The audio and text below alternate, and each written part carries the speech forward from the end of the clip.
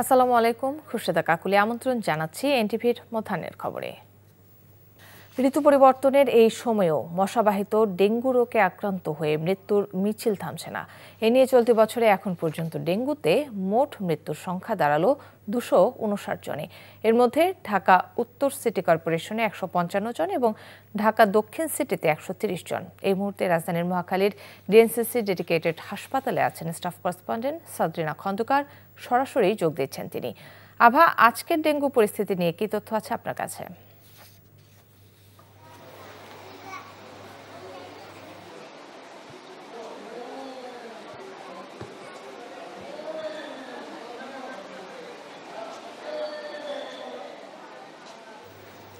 কাকলি, আমি এখন আছি মহাখালী ডিএনসি ডেডিকেটেড হাসপাতালে। এখন যেমনটা জানেন, এই মুহূর্তে কিন্তু ডেঙ্গুর প্রকোপ বৃদ্ধি পাচ্ছে দিনকে দিন এবং গত 24 ঘন্টায় প্রায় সারা দেশে 659 জনের মতো ডেঙ্গু রোগে আক্রান্ত হয়েছে। মৃত্যুর খবর না জানা গেলেও কিন্তু এখানেও পরিস্থিতি খুব ভয়াবহ। আমাদেরকে হাসপাতাল কর্তৃপক্ষ জানিয়েছেন যে সকাল পর্যন্ত গত 24 ঘন্টার মধ্যে প্রায় 99 জন ডেঙ্গু আক্রান্ত হয়ে এই হাসপাতালে ভর্তি হয়েছেন।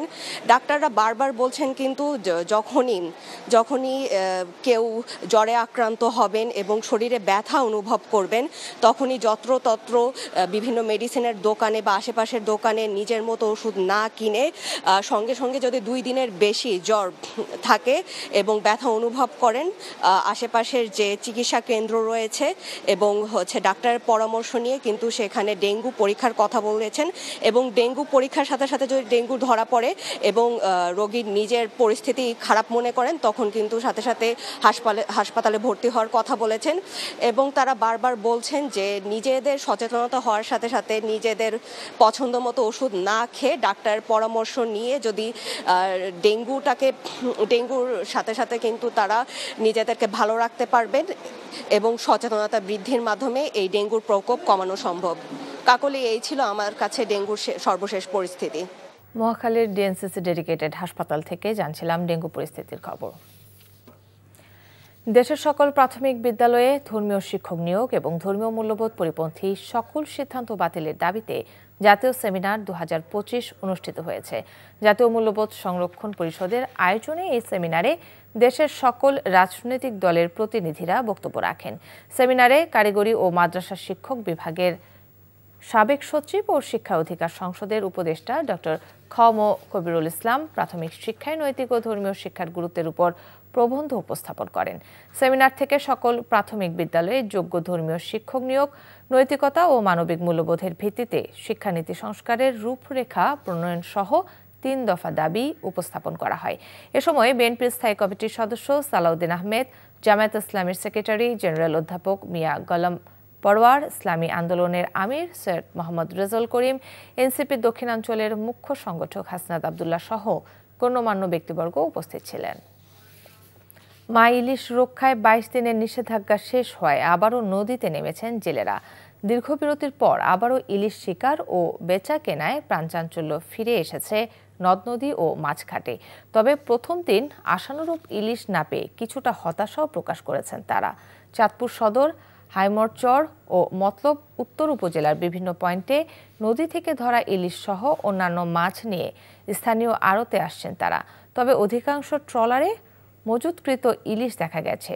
পুরনো ইলিশ হওয়ায় কিনতে অনাগ্রহ ক্রেতাদের।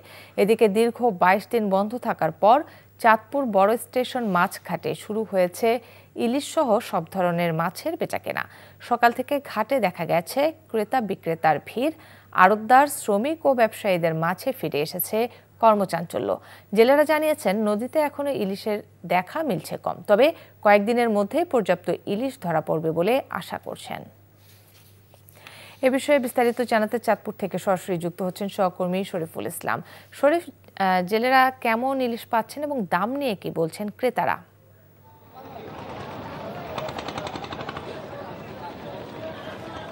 কাকুলি দীর্ঘ 22 দিনের ইলিশ ধরার যে নিষেধাজ্ঞা শেষ করে মধ্যরাত থেকে চাঁদপুরের পদ্মা মেঘনা সহ দেশের বিভিন্ন নদ নদীতে কিন্তু জেলেরা এখন ইলিশ সহ অন্যান্য মাছ শিকারে কিন্তু চষে বেড়াচ্ছেন।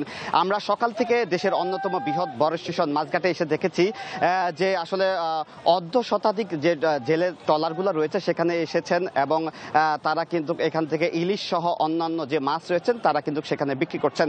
তো আসলে জেলেরা আসলে বরাবর যেটা আসলে বলছিলেন যে তারা আসলে এক বুক আশা নিয়ে নদীতে নেমেছেন এবং যে পরিমাণ তারা ইলিশ ধরার আশা করেছিলেন সেই পরিমাণ কিন্তু তারা ইলিশ পাননি। ইলিশের বদলে কিন্তু পাঙ্গাস, আইর, অন্যান্য যে নদীর মাছ ছিল সেটা তারা পেয়ে মোটামুটি ক্ষতিটা পুষিয়ে দিচ্ছেন।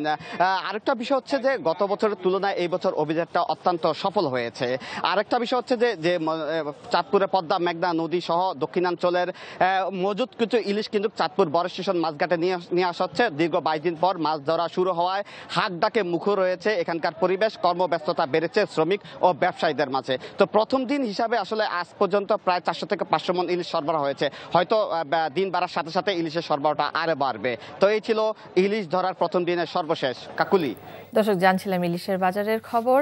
এ বিষয়ে আরও জানতে এখন যাচ্ছি ভোলায়। সেখানে আছেন আমাদের সহকর্মী আফজাল হোসেন। আফজাল, নিষেধাজ্ঞা শেষে জেলেদের জালে কেমন মাছ ধরা পড়ছে?